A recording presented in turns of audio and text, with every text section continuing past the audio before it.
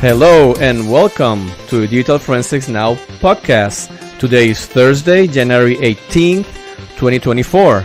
My name is Alexis Brignoni and I'm accompanied by my co-host, the Cookie Crisp to my Fruit Loop, the one that persists and never quits, the snow-covered but never coward, Heather Charpentier.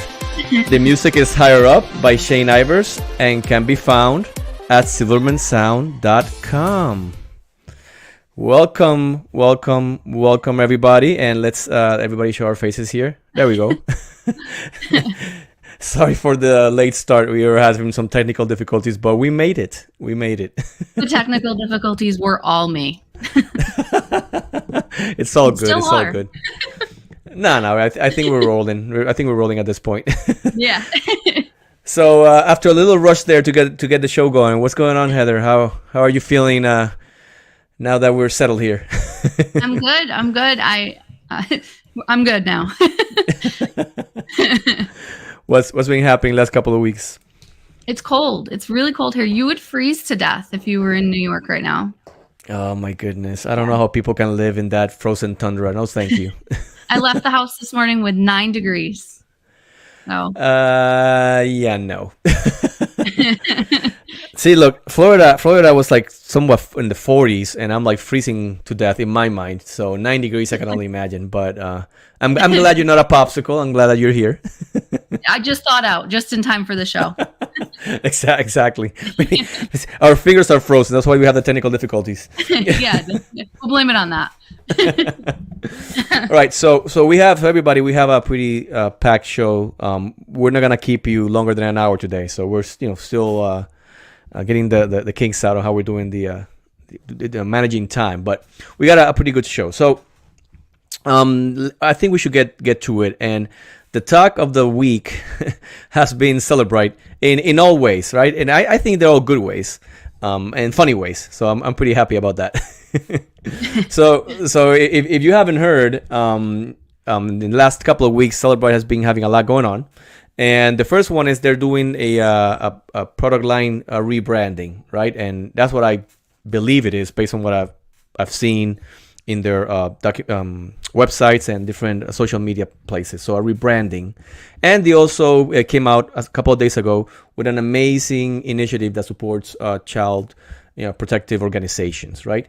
So we're gonna talk about them. So it's gonna be pretty neat. So let's start first with the rebranding, and I thought it was pretty fun because they rebranded their whole line. And I think it's something, and you tell me what you think about this, Heather. I think it was something that's needed because the rebranding in the sense of getting things under one streamlined product line.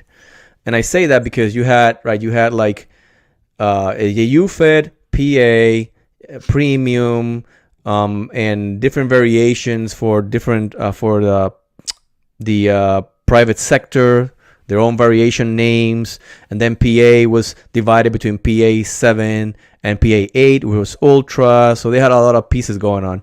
I don't know. I mean, I thought it was a little bit confusing, all the product lines, or at least all the product lines and products.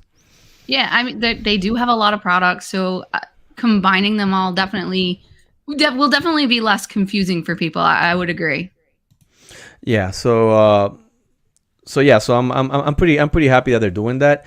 Now, I the way they divided it, and it's in 3 main categories, right? So they have, I'm gonna go from right to left, the Pathfinder type of, product line, and that's more focused on the closure of the case, how you analyze some of the stuff and close that case. The Guardian, which is the product line that manages that data after you receive it, and then the receiving part of the data. And this is the part where things to me got a little bit funny because for the folks that are not listening, what I'm showing now is on the screen is the name of that product line that does the extraction of the data and some of that analysis, and it's called so the first time let me be straight here. When I read that logo, I read Insots, and the reason is because between the S and the T it's like an I, but it's like a really circly I, like a big circle, and I said Insots. It's like that makes no sense, and I said what's an I? So it's insights, right? So and that's what I thought it was, like an insight. Oh, they mean insights. as you would spell it, Insights, right? And No. yeah, well, it's actually not that. It's not Inseyets. So what they done for whatever reason is that I is actually EYE. So it's Inseyets with EYE. All right. And I thought it was pretty hilarious because I'm like, what? Why would they do that? When the insights is a pretty, it's a dictionary word that actually has meaning, right? Right. So folks, I have here on the screen, and again, the product line rebranding is a good idea. I believe it's a good idea, right? So you go from now on the screen, I'm showing all the product lines from left to right. You start with Inseyets with EYE, right? That's why I'm having on my board I see you with the way Cellebrite spells I now is EYE. So whenever I see that Cellebrite puts an I on something, I'm gonna put EYE on it. So look, it's all in good fun, right? So don't get mad at me. All right, so they got their insights, and they do that part, and then they have Guardian and they have Pathfinder. Now, what have I gleaned from the insight stuff before I start making more jokes? I was worried because when we heard this first, we were confused, right? You remember how we came about this information, Heather? You remember how we got that name for the first time? How we saw it? Yeah, what we saw it first. You remember? I think one of us saw it in like the portal, right, for the beta version. Yeah, I think Kevin told us, hey, look, there's this name, and but with the I, I'm like, the what? And he sent me the logo, and I thought it was funny. So I went in my office the other day, and I showing this to people that had no idea, nothing about forensic. I said, read me this, right? And everybody was reading Insots. Right. Yeah, absolutely. So I'm doing this to me. Am I in the wrong here? But everybody was reading Insots, and it's Insights, and they're like, oh, okay, and they kind of picked up on it. Now we have a whole bunch of eyes in the chat, and by the way, thank you everybody in the chat for being here with us. It's always super fun to have you here and put your comments. And if you're not listening live, come on over in the chat. It's a good lively atmosphere. So we have some jokes about that, right? And again, before I forget, I'm going to tangent. The product line now is going to be this way. So now you would have Insights. It's going to be like a big family name or like a suite or product name. That's what I gleaned after looking at the documentation and asking around. So you will have Insights and then Insights powered by PA. And that really made me feel better because let's be real here. I don't believe anybody's going to call it Insights. It's going to be PA. Yes. And UFED. Yeah, right? Yeah. For how many years have we been using the term PA or physical analyzer? For how many years now? Right. And imagine all the prosecutors that already know you're using physical analyzer. Like they're not going to switch over to Insights or Insots or whatever. Which the first time I saw the spelling with EYE, I'm a native Spanish speaker. It's pretty obvious because of my accent. And when I saw it, it's like, this is not an English word, right? Because no English word is written that way. So my Spanish speaking brain, natives, read Inseyets because that's how I would read it in Spanish. Exactly what I read, and I don't speak any Spanish. I'm like, Inseyets. I wonder what that means. Oh no, it's insight, right? So the joke I have with some of the my friends like Heather and the like, and like Inseyets, Insots, and Insights, Mm-hmm. And we're bringing those. We're bringing Inseyets, Insots, and Insights, all of them. No, but it's a good idea. So I asked around a little bit about what's up with if they're putting everything under a family name, what's going to happen with, let's say, UFED and Premium, right? They're kind of distinct product lines. So my understanding about that is that now UFED is going to be UFED plus Premium, and the description they gave me was it's like this extraction tool in steroids, right? And we don't support steroid use, obviously, but obviously what they meant by that is, it's going to be a really powerful tool, right? And that kind of some sort of combination, right? Yeah, I didn't. I got somebody in the chat saying that's a pretty good pun. The whole Inseyets thing. Yeah, there we go. Thank you. I know who this person is. Lots of love for. So for Kathy. So, anyways, the reason for the whole what was I going with it? Oh yeah. So it's gonna be combining both tools. Now tomorrow, I believe, the Heather Mahalik is going to be talking on the Dig 4. I think it's tomorrow. So be on the lookout. It's going to give details on all this rebranding, specifically on the UFED and premium combination deal. So be on the lookout for that, right? So that's all I know as of now. But tomorrow, there'll be a lot of details on that too. So it's a show to be on the lookout for. Now, we got word that it's tomorrow. So so tomorrow, be on the lookout for the Dig 4. That's a podcast that's run by Heather and Cellebrite, and get those details. And I think it's pretty good. They're moving in the right direction, but that Insots name. Yeah. So I made some memes. So for the folks that are listening, there's this meme template where there's two ladies kind of like pointing and screaming, and there's a cat in front of a salad, like kind of looking at these ladies. And I put the logo saying Insots on the top, with the eye, and then they're saying Insights, and the cat is saying no, Insots. And it's interesting for me because when I did this meme, I wasn't aware still of the EYE spelling, so I wrote Insights as I thought it should be spelled, right? And that's when it got funnier, because then I made a meme with the Mean Girls meme, like stop trying to make Inseyets happen. But too late, it happened already. It did. And a whole bunch of people on LinkedIn were like, what's this mean? Changing the names, is PA disappearing? So I think you Heather, right? You went to the portal and you downloaded the beta, right? Yeah, I did. And what did you discover when you downloaded the beta? So when I downloaded the beta, it looks like PA. You're not going to see a lot of changes. So there's the Insights logo. Yeah, and so I have a meme there. I made this because I think it's funny. Hopefully, people share that is funny with me. So you got the whole Scooby-Doo. They're kind of unmasking the ghost, and the ghost is called Inseyets or Insights, with the logo. And when you pull it out, it's Physical Analyzer Ultra, right? And I mean, there's nothing wrong with that. I just think it's funny because again, when you do a rebranding, but all jokes aside, I think it's a good idea to kind of combine those product lines so they make more sense when you acquire them. Now, that being said, right, I got a few other big bones to pick here. So this made me think about advertising in this space versus technical information, right? And it made me think, who's the consumer of this information that's coming out, right? That the advertisement or advertising units put out. And then again, I'm gonna use Cellebrite and some other companies in the space. I'm not picking on them or anybody.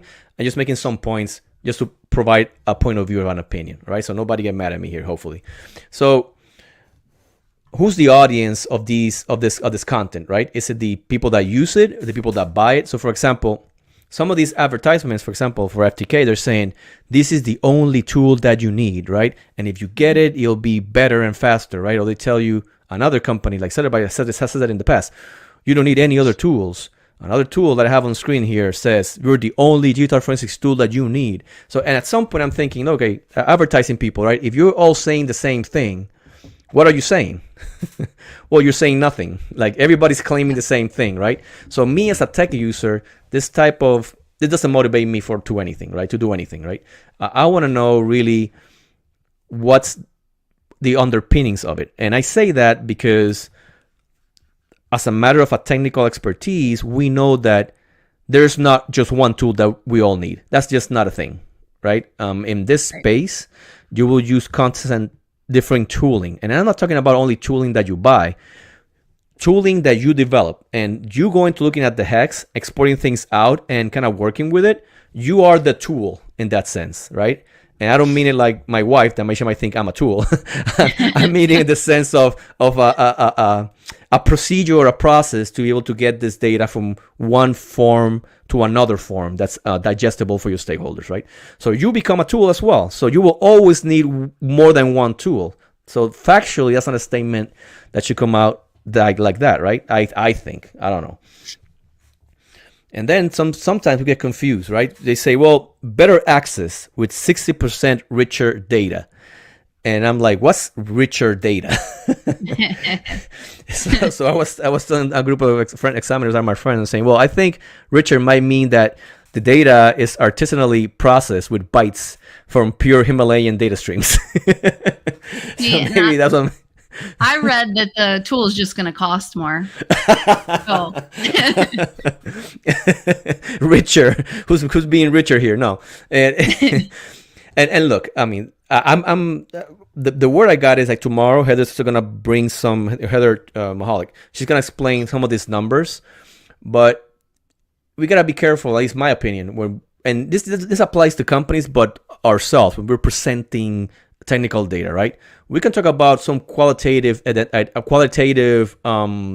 description, right? Something is richer, it's higher, it's lower, right?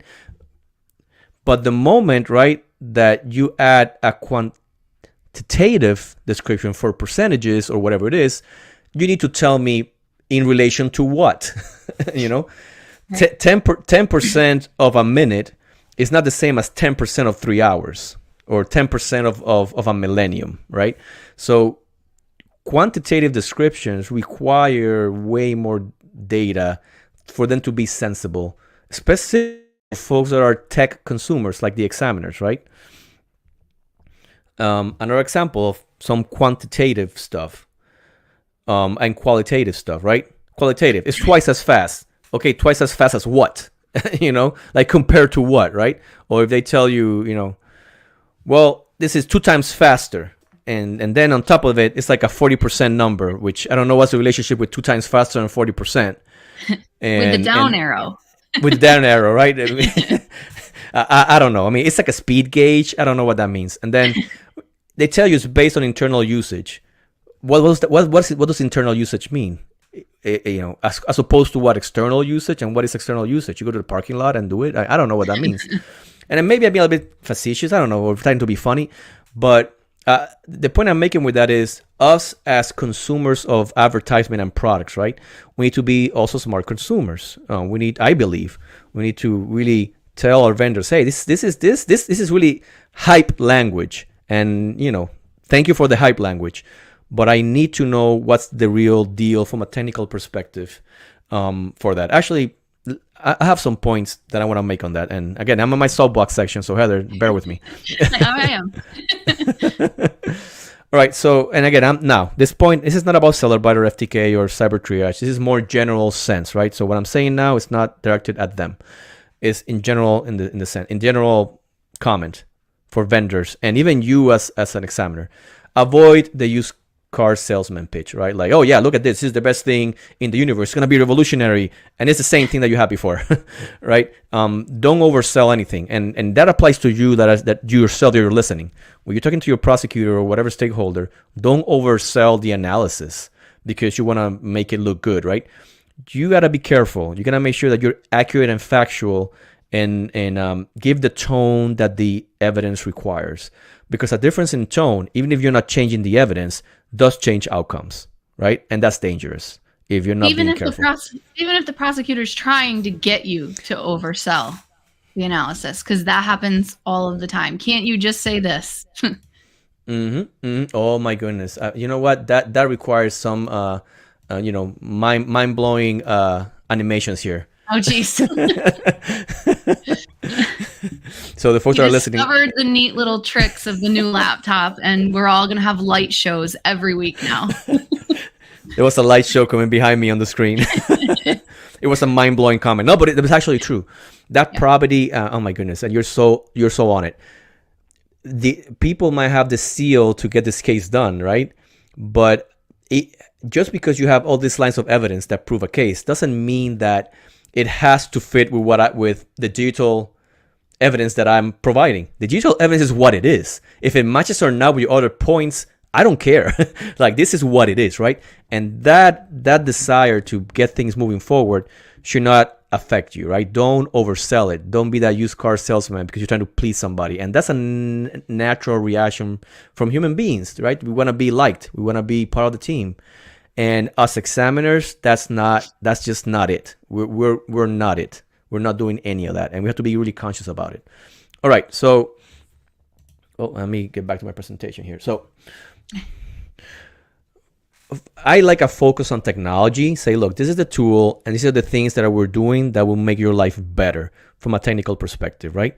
The qualitative, quantitative differences, I don't care, because at some point I'm gonna test it myself, and it might be most likely gonna be different from what the benchmark in the company does, and that's just how it is, because my system is different, their system is different. They're most likely doing it in an ideal software, hardware environment, and we are not, right? So at some point, I don't want to be disillusioned. So I'm going to test it myself, right? Explain your competitive advantage, right? That's part of that tech. What makes you different? Just saying we're the only tool that you need and everybody's saying the same thing doesn't tell me anything, right? What are you bringing to the table? And again, for the Cellebrite example, they have other comments that I do like, right? Like, look, we're streamlining our workflows, and that's something that's important to delve into, which I think Heather Mahalik Barnhart is gonna be talking about tomorrow, right? How to explain that and highlight your latest advancement as you're putting something out. And I got a few examples here. For example, Cellebrite, I love when they came out with the media origin analytics, telling you where the image came from, if it came from the phone itself, if it came from an app. That's something worth knowing, right? I care more about that than caring about what the name of the thing is. If it's Inseyets, Inseyets, or Insots, right? I care about more about that, right? I mean, what do we care about as examiners, Heather? So I care about the tool working, right? I want it to get all of the latest applications. I want, when it does support an application, I want all of the data that's available that's relevant to be parsed out in the data for me. And I think the other thing I care about with the companies is the support tickets, right? So if I'm putting in a support ticket, it's because I need something done, and I would rather focus more on the technology and the support for maybe issues that might arise than the rebranding. But I do like that they're streamlining everything. Oh yeah, and that's, I mean, we're making fun of the whole Inseyets, Insots, but at the end of the day, we care about that. We care about the process behind the scenes, how you manage my tickets, are you being responsive? And this is not so. And again, I'm not picking on Cellebrite. This is the more a general term, right? Are we doing all the things that we care about, right? And things, and I mean, speak that, well, let me not get ahead of myself. So same thing with FTK, another example. They have a new interface, they have level DV capabilities that I haven't seen really delved into by other tools. Bring that up constantly, right? Do that, right? You're acquiring, and we have an example later, you're acquiring new or buying companies. I want to hear that. I want to hear that tea of where the company is moving towards. Even if you don't tell me the detail, but hey, look, we bought this company that does X. That gives me an idea, right? And tell us why you're in this business, right? And Cellebrite has a great example of why they're in the business that we're going to discuss shortly. But before I move away from this topic, you know, I had some comments people told me, and I'm thinking about, should I go there? I'm going to go there. It's not a bad thing, but I have people telling me, look, like kind of joking but serious. Hey, you kind of being vocal about a company renaming or a company product, or saying, hey, you should do this better, right? Like in a public forum, you know, that might get mad at you, and that might limit your future opportunities, right? And I get what they're saying, right? And let's be real here, specifically or especially with the law enforcement community.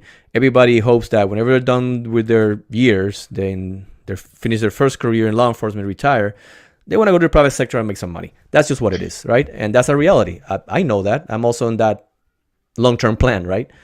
But the fact of the matter is that the reason I say all these things and why do I care is because I'm a big fan of the companies. I'm a big fan of the products. I use them daily, and they are closer than friends, the actual tooling, if that makes sense, right?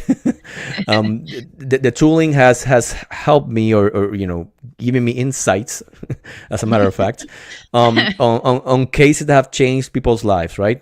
So as I believe that as a community, we should be more vocal about it. And when I say vocal, I don't mean be mean about it, right? Hopefully my jokes come across as good-natured, because they honestly, sincerely are, and I am.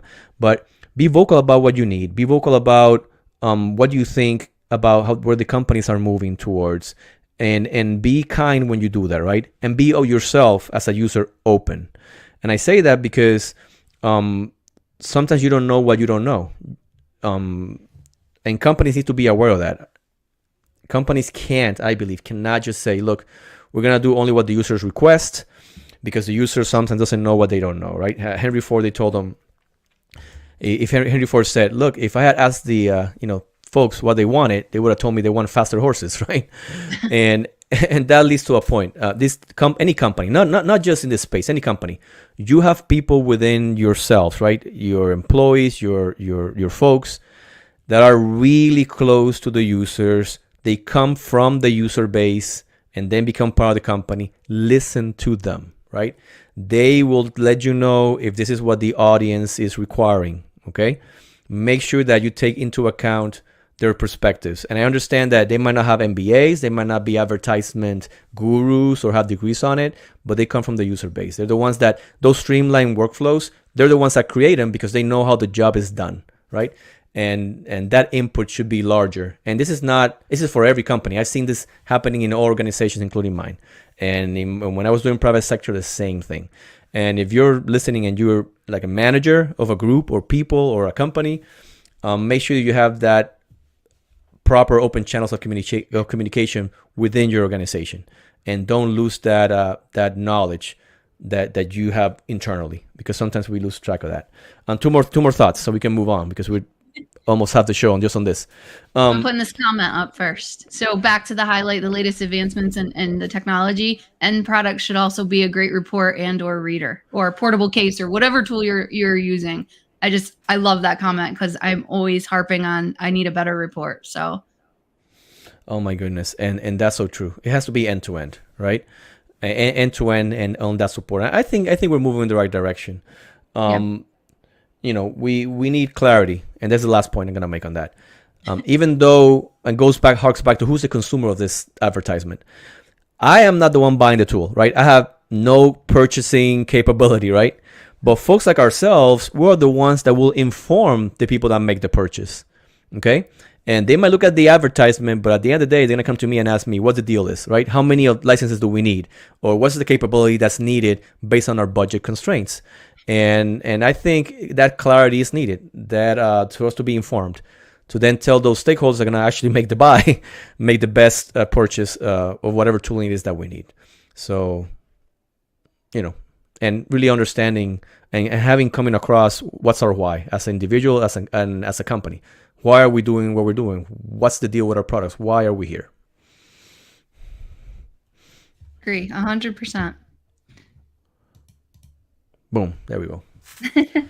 So, still continuing on with Cellebrite as our topic, they recently, let me see if I can show it here. Nope. Okay, Operation Find Them All. So they launched Operation Find Them All, which is an initiative where the company is going to donate its technology to nonprofits to help find endangered children. And this includes NCMEC as one of the nonprofits. If you don't know what NCMEC is, it's the National Center for Missing and Exploited Children. Cellebrite is also making financial donations to organizations like NCMEC. And I think this is a really, really great initiative that they've launched. I think it's wonderful that they're going to donate and give back, and especially for such a noble cause. Well, and that speaks to the point of the why, right? What's your why? Cellebrite as an organization is telling us, look, we're here because we have a mission. And one of our priorities is to make sure children are safe. And we are going to put, our resources where our mouth is, right? We're going to provide this tooling for NCMEC. And not only that, we're going to provide resources across the community to tackle this pressing issue with the rise of the internet, peer-to-peer sharing, abuse of children has exponentially grown. I've been working these cases for the last 16 years, and that's something that we need to continue to work on and really protect those children, right? So that's the why, and I think it's a great initiative. And I can make fun of the Insots thing, but I fully support. We will all fully support this initiative. They're doing even more than that. So Jared Barnhart is also part of Cellebrite. He has a podcast coming out It's called Uplift, and be on the lookout for that. He's gonna be talking about these type of cases in the context of how, as examiners or people working this case, how can we have some protect our mental health. He's gonna be talking about you as a civilian. How could you help out? Is there any way that we can all pitch in to help with this problem? You don't have to be a police officer or an examiner only. There's a lot you can do even if you're not. And he's going to be talking about all these topics coming up, and that's a podcast, a series that he'll be heading. So I think it's a great initiative of Cellebrite, not only telling us what they value, but showing us what they value as a corporate culture. The CEO called it I think it's a holy mission or some wording like that. And I like, I don't consider myself religious, but I like the religious nomenclature or verbiage because it speaks to how deeply they involved and how deeply they believe this cause is worth. So I can't say any more good things about it. I hope other companies in the space follow suit, and if they do, that they make it more known to everybody. Yeah, it's pretty good. So let me see here. Yeah, so talking about different companies in the space, I want to cover real quickly. I mentioned before the acquisitions. Well, there's some good acquisitions coming up. Recently, Magnet Forensics acquired High Peak Cyber, and they're gonna be combining that IP or your intellectual property and some of those that human power from that company into Magnet within their Gray Key group, right? And to me that means that they're really focused on developing exploits to actually get the access that we need. And I'm extremely happy to see that. I'm hoping that the time of new operating system coming out to lawful access being obtained, that lag time becomes shorter and shorter and shorter. Like between iOS 16 and 17, I mean, how much time did it pass? Do you remember, more or less? I don't remember exactly, but yeah, a little bit of time. Yeah, it was months. It was months and months. Yeah, right. It was months. Yeah. Yeah, and I mean it's better than years, but let's say the lag time is 6 months. How many cases get stalled for 6 months, right? Because we don't have lawful access to a device. Okay. Well, and how much data is being lost, right? Because I mean, there's a time limit on some of the artifacts, and we're waiting for support, and the data is just going away. Yeah, the SegB files in the biome folder and or knowledge seed. You have an older phone. You got 30 days, and it's Oh yeah, 7 on some. Yeah. Yeah. So 30 days, some of that gets lost, and I mean, who knows, right? So I'm really happy to see that focus. I love competition. I love Magnet and Gray Key being combined. That competition with Cellebrite, and then both of them also competing with MSAB, which also competes with Belkasa, which also competes. I think we're living in a golden age of technological advancement in our field, and it's kind of funny. You only realize that when the age is gone. But I think it's right now. I think I make a prediction that golden age is now. So I think I'm pretty happy to be alive through it. Right. A lot of tools coming up. Yeah. So I've talked about Arsenal's tools in a prior episode of the podcast, but they recently released a new method with their image mounting tool. So it's called Arsenal Password SledgeHammer, and I'm just gonna pop up. I have a few little slides with it. So I actually was testing it out. So it's a new database-driven password attack with Arsenal's Password SledgeHammer database. So the database has over 1 billion passwords, and you can see in the drop-down here up on the screen, it was a pin brute force, which there was support for that in previous versions, but there's now support for password attack. And I have some slides here with that too. So with the pin brute force, that I've showed previously, I didn't show this screen before, but it actually pops up on some and shows the estimated time for a pin brute force. This was a 6-digit pin, and it estimated the time being 4 minutes, but it got the 6-digit pin in less than a minute to this computer that I launched as a virtual machine. That's awesome. I mean, yeah, it's really cool. It was so fast. Well, and it shows, hey, this is the pin or this is the password, and that leads not only to access to that computer but access to who knows what, right? That Right. password can be reused, because that's human nature, on all sorts of other things, right? Yeah, Um, absolutely. yeah, and I mean that's a big database. I mean, do you know how many megs or gigs it might take? Yeah. How big the database Yeah, was? I yeah, have it here. I want to say it was like 50. like I 50 have it what? here, some 50 gigabytes. I'm pretty Yeah, no, sure. yeah, it's pretty hefty. And again, Yeah. I'm down with that. I mean, the more passwords, the better, right? Yeah, don't quote me, but it was something like that. I had it in the download here somewhere. But yeah, so the pin, it popped in less than a minute. But it also has the capability to do passwords. So this was a password for another image that I was provided, and it got that in like less than a couple of minutes. So I don't know. I was really impressed with the speed of it, and the fact that they have the new password capabilities as well. Oh, absolutely. It's another way of being able to kind of attack those, because I mean, do we have tools to try password like password and others? Of course we do. Right. But having this other capability within a tool that you own, is fantastic. I mean, and I'm a big fan of Arsenal, their mounter, and really big fan of the Level DV viewer that they have.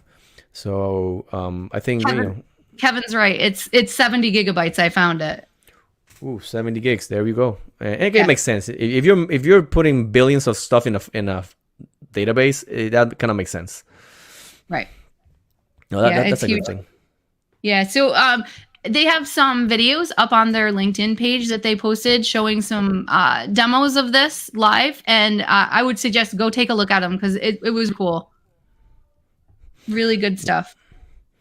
Yeah, and I like those capabilities. Even if you don't, how I say this, I'm a big fan of this type of things that we do here in regards to showing the tooling, because you have awareness, and you might come across a case that you need it, then you know where to go get it. And like Jessica agrees with me. Yeah. She's also a fan of the Arsenal Level DV viewer. We might have to talk about that in the future, so it's pretty neat. Yeah, I love the Level DB viewer, and I actually on a previous episode showed a few slides of the Level DB viewer, but it's definitely worth trying out. I love it. Well, and if you have a license for Arsenal Recon, you have a license for the Level DB viewer. If you, and maybe you were not aware, so if you already buy it, go get Arsenal and run it, and that license should be able to give you access. So that's a good thing. Well, Arsenal's in here tonight too. So to add to that, ideally, one of our immediate DPAPI bypasses will work against your disk image. But if not, then we have the pin brute force and database-driven password attack within seconds to minutes. And I tested it, and it's within seconds to minutes. There you go. So another tool for that toolbox. Mm-hmm. Which talking about tool for the toolbox, and I know Kevin is around here. Kevin has done a lot of good work with the Live 360 app. So that's gonna be it's gonna be pretty neat. So, and it's already available both in iOS and Android parsers that we do for the Leap. So Heather can explain a little bit more about it. So Kevin Pagano, Stark Forensics, has some blogs up on his page, both for the Life 360 app in iOS and in Android. I am super excited about this one because I've had the Life 360 app in quite a few cases, and I don't know of any other tools that support it at all. So what I was doing is I found in iOS, my cases were iOS, and I found the log files and was just looking through the log files myself. And I'm going to show you right now what he has done with it in the Leaps. Let me just take that down. Okay. So he has the iOS locations for Life 360 parsed out with latitude, longitude, timestamp, speed, the activity type, if it was vehicle, driving. That pops to Android. So in the iOS locations, and the Life 360 app also has the capability for users to send messages back and forth, which he currently has supported for Android and will shortly be supported for iOS. So you'll see the messages in the Android slide coming up, actually right there. So the Android messages, from my test phones of the two users messaging back and forth. And there's a latitude and longitude and location timestamp on some of these messages as well. This one was where I checked in at home. So you can, in the Life 360 app, send a message to another user that you have arrived at somewhere. So that'll show up in the messages database. Yeah, and if you're not familiar with Life 360 app, they claim to be the premier family tracking app. So that just screams geolocations, and we're so focused on where's the geolocations in iOS, where's the geolocations on Android, as in the operating system. Look at the apps, right? I think you said already, Heather, right? This Life 360 is parsed by who right now? What tool parses it? Nobody. I mean, us. I say us, but Kevin and the Leaps, right? Now. Now we do, right? So you as an examiner, don't get that tunnel vision, right? Look at those apps. That geolocation data might not be kept for whatever reason on the operating system stores because maybe it doesn't collect it as often as we would like, but this app might. So it's something to consider. I've looked at my data from the Life 360 app too, and it is spot on with my locations. So definitely a valid, reliable source for location data, which a lot of location data sometimes isn't as reliable as others. This one is very reliable. And Heather knows that not because she guessed it, she tested it, right? And again, you'll hear this with us on every episode. That testing and that verification is super important. And Kevin is saying that he's working on iOS chats as still, so that information might come out soon. So keep. He's really fast with this, so I bet you it will be soon. I think I gave him the test data, and he had it done that afternoon. So. No pressure, Kevin. How about get working? That was fast. So let's see what you can do. Get out of the chat and start coding. What are you doing here? So in the Android, also he found some data that I actually hadn't even seen in the log files, but in the log files, there's also a device battery level and a value for whether it's charging or not. So a lot of the trips that I took with the Life 360 app, the test phones in the car, I had them plugged into my car. So you'll see if it was charging or not and what the battery level is. That's awesome. Yeah. And then the Android locations, similar to the iOS locations, latitude, longitude, you'll get the speeds and accuracy. And actually in this data, there's access points, BSSIDs, and connected access points. So I know the Wi-Fi and the Wi-Fi router here, Trace V3, is for my work. So I was at work. Well, and that correlation is important, right? Because you can have a geolocation, right? And let's say it's a big building, okay? And they're kind of making examples how this could be useful. And 20-story building, right?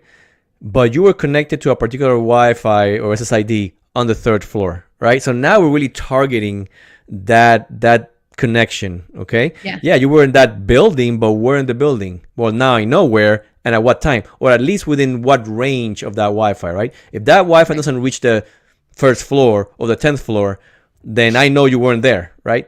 So just always be creative in the data points that you obtain for your evidence or your pieces of data, and see what you can glean from it that happened in the real world. Super useful stuff. Yeah. There's some more here. Oh, these were saved locations. So you can also save a location in the application. So I saved June Farms, which is a farm near where I live, and Southern Cross Ranch, which is the ranch that I visited. Southern Cross Ranch, which is the ranch where I went horseback riding previously. So saved locations are also in here. Yeah, and again, that speaks to what the person values, right? Oh, this location is important to me, right? And you can take that from those data stores. Pretty awesome. Thank you, Kevin. You rock, man. Yes, thank you so much. This was a really exciting one for me. I really wanted this to be supported. Yeah. So, and then another application that's now supported in the Leaps is Teleguard. And you did this one. Yeah, let me give you a backstory of how that came about. One of the local officers in one of the agencies, out of Florida, he was telling me, hey, look, we have this case, and we believe there's some communications in this app, but we're not really sure how to go about it, right? And if you show them the next screen there, what we were thinking about is, well, what's this app about? So let's go to the next screen, Heather, just to show them real quick. Mm-hmm. And when we looked at it, they said it was like, complex encryption and all these things. What else to say there? No storage of user data, right? Exactly. Like they will never get it. Actually, on the encryption. On the bottom right, there's like a little icon there, and that's like the Guy Fawkes mask, if I pronounce it correctly, like the anonymous thing, right? And that was the promotion of this application. So what happened after we look into it, right? Well, yeah, the data's all there and easily read. You don't even have to do any conversions. Like it's not stored and encrypted or anything like that. It's right there in the database. So, excuse me. With Teleguard, there are contacts, messages. You can subscribe to Teleguard channels and Teleguard posts. So those are all now supported in the database that you're interested in for that application is Teleguard_database.db. So that's where you'll find all of this data that's now supported. Yeah, and it's a SQLite database, so it's pretty easy to work with. Now, there's the good thing about this artifact that I made for the leaps is that I can put together now the conversation with the actual media, with the picture that was being referenced in that chat. So you can see it all in one, kind of view, right? It's my understanding that there's no support for it. And, the requester told me, hey, look, we got this, I'm not going to disclose it, but a big amount of chats, that were relevant, or a large amount that were relevant to the case. So I'm pretty happy with this, and I look forward to vendors also supporting it because I believe they will need to support it in the near future. Well, especially if criminals think it's encrypted and they're safe, they'll be using it until they find out it's not. Exactly, and that's exactly what you're always hitting the nail on the head. That's exactly what it is. I foresee this app, folks, kind of moving towards it based on that advertisement, and hopefully vendors start supporting it. In the meantime, the leaps are there to kind of help you with that parsing. So another great blog from Mattia. So analysis of Android settings. He did a blog, and I'll put the URL up there. So in the analysis of the Android settings, he talks about 3 ways that you can extract Android settings. And why would you want to extract the Android settings? As a triage on an Android device, you don't have to get the full extraction to be able to extract settings from an unlocked Android device. So his blog talks about how to do it live from the device via ADB commands, how to also create an Android backup, and also if you do get that full file system, how to pull those settings files out and convert them, because they're in an ABX format. So they would need to be converted to be able to view when you pull them out of the full file system. So I am going to show how that's done. Let me just get this off here. Yeah, and Mattia, again, a really knowledgeable, well-known examiner from Italy. Oh, and he has, he also teaches for SANS. You'll be well served by following his blog, RealityNet or _net. The actual, we have it on the notes. It's on Xena Forensics for the blog. Yep. Yeah. Actually, I think we have it on the banners, so I'm gonna show the folks there. Here we go. Yeah. Let me show it one more time as you're getting there. Okay. So, yeah. And we'll put all those links later on the show notes. Okay. Let me just pull this up here. If I can get it to open. Technical difficulties have been my entire day, so bear with me. I definitely have had issues today. All right. There we go. This is what I want. So using platform tools, which you can download from the internet. So I have the Windows version because I have a Windows laptop that I'm using. But using platform tools, I connected a Google Pixel right here to my workstation, set up the enabled the developer options, turned on USB debugging. And then the first command you want to do. Before you go on, Oh, can yeah. you give the folks that don't know what a quick primer of what platform tools is? Oh, so the platform tools is where I'm going to run the ADB commands to pull out the Android settings files. Yeah, and pretty much that's a collection of pretty much binaries or executables or programs that Google puts out for you to interact with the device, right? So if you have your phone, you connect it to your computer. How do you talk to your computer? These platform tools is a collection of them. Some of them are to send commands. Some of them are to pull stuff from the device. And like Heather said, you can download that for free and work it on your phone. Again, Heather cannot explain that in detail right now. We're running super short, but Google that so you understand how can you interact with your Android devices using this Google provided tooling. Yeah. So to verify that the device is attached, you can use ADB devices as the command, and it will show a list of attached devices. So attached, you can see my Google Pixel. And to run or to pull the settings from that device, it's ADB shell settings list global, which you can find right in Mattia's blog. And then I'm going to just put it out as a text file. Let me share what that looks like. Let me open it up here. Yeah, and for the folks that are listening, this is all a few command line instructions or terminal instructions. They're in Mattia's blog, so they're really easy to follow. So it's not a big lift, but you can get a lot of value in a really short amount of time by doing what Heather's been showing you here. All right, let me share this, and then I'll tell you the type of things you can get here. So it will put it out into a text file that you can easily read. And it'll get you just a few of the different types of settings. You can get the name of the device. You can find out whether the device's time was set automatically update, whether the time zone was set to automatically update, if mobile data is switched on or off, plus a ton of other settings for the Android device are in these settings files that you can pull. I only just did one, the global settings, but there's 3 that Mattia mentions in the blog, and there's tons of great triage data that you can find inside of these. And then the other part to this is you can pull it right from your full file system. So pull the XML, the ABX files right out from your full file system. And CCL Solutions, which we've talked about many times on this podcast, but if you go to their GitHub, there's a script to convert those ABX files to XML. And I'm just going to pull up the XML and show you what that looks like once it's converted.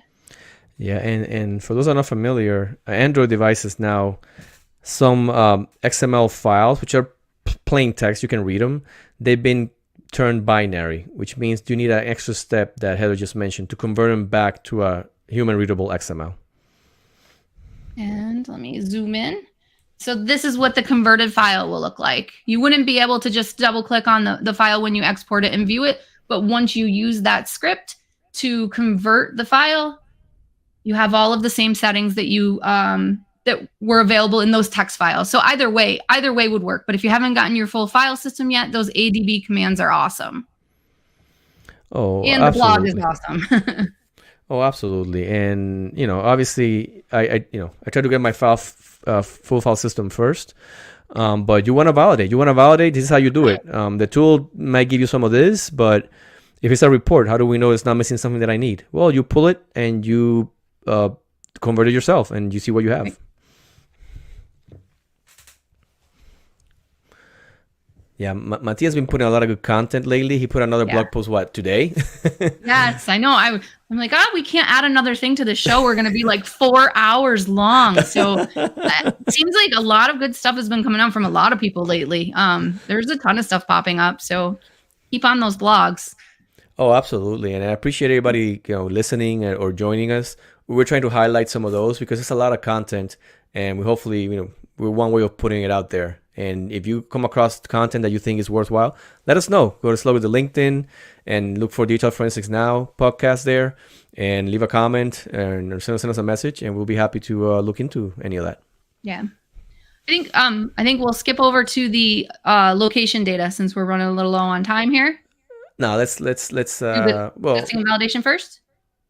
Let's do this, because honestly we're really short on time. Let's do the location data and then close it with the meme of the week. Okay. To keep it at really close to an hour.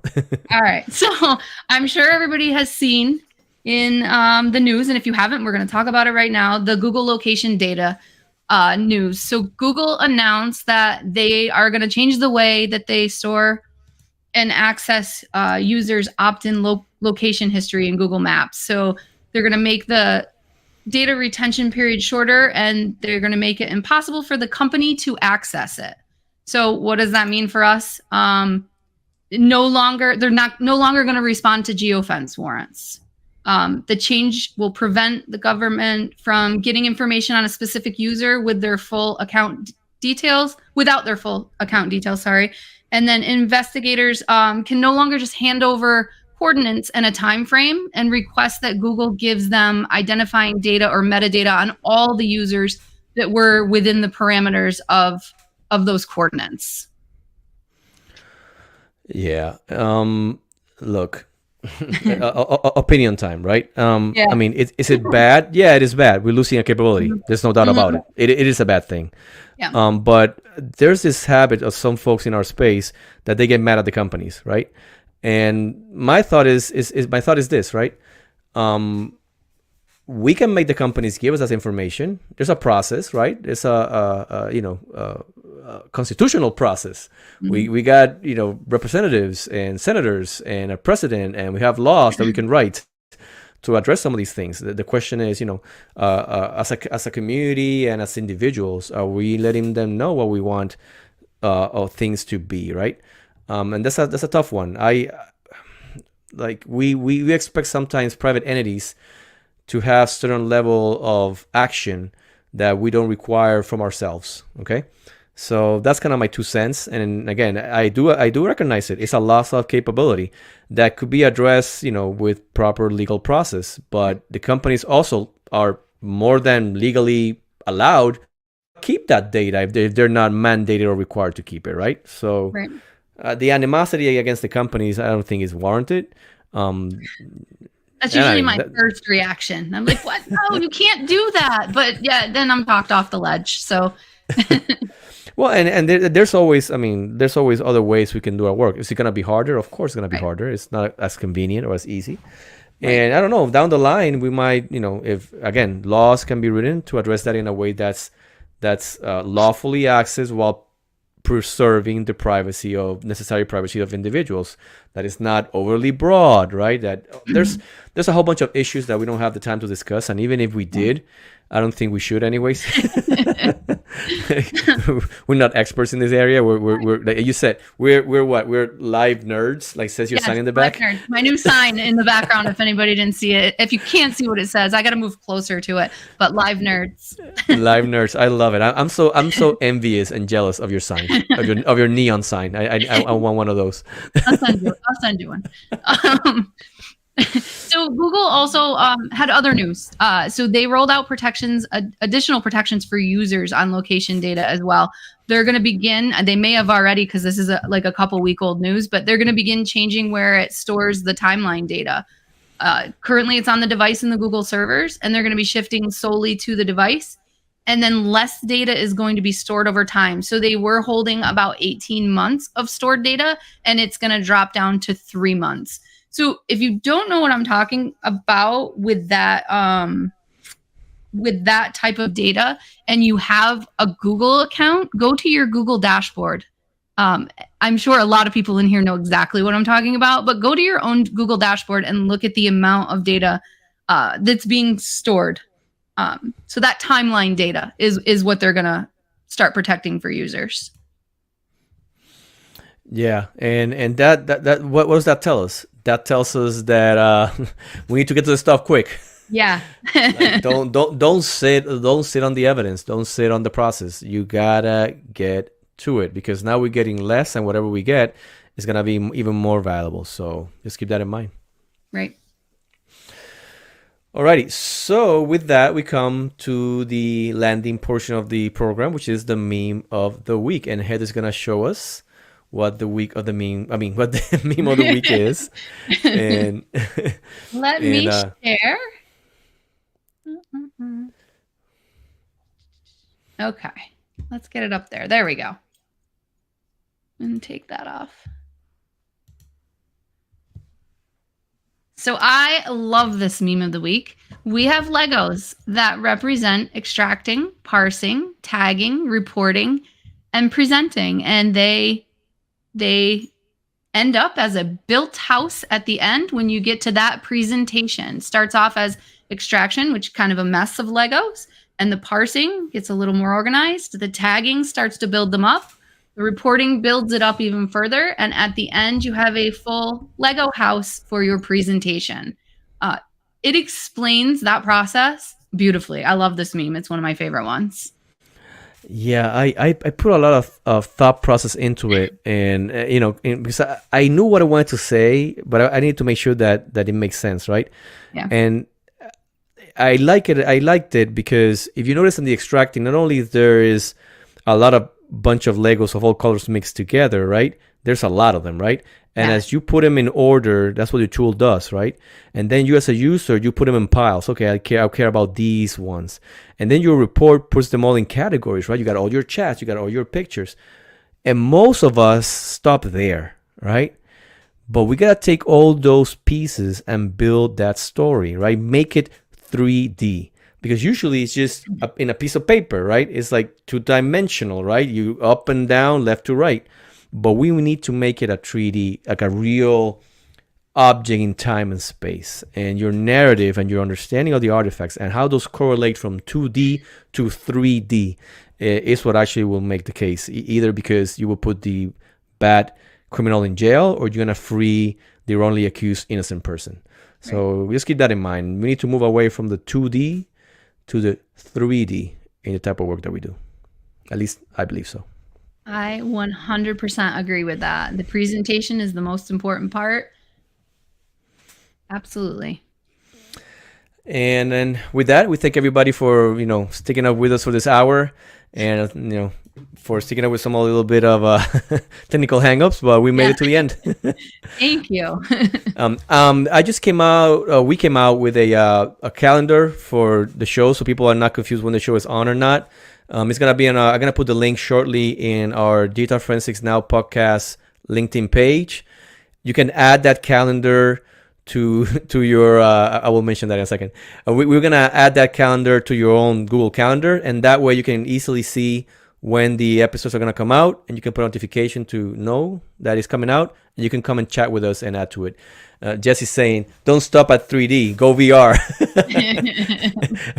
I might need one of those new, the Apple ones. I forgot what the name is, that you can they can see your eyes through it or something. That's what I need, right? Go VR. I like it. I love it. Let's go VR. Full virtual reality, baby. All righty, well, we're gonna be back. Get the calendar. We're gonna be back, and not next Thursday, the Thursday after, with another episode of the podcast, and we hope to see you then. Yeah, thank you very much. And have a good night, everybody. Have a good night. And let's hit it.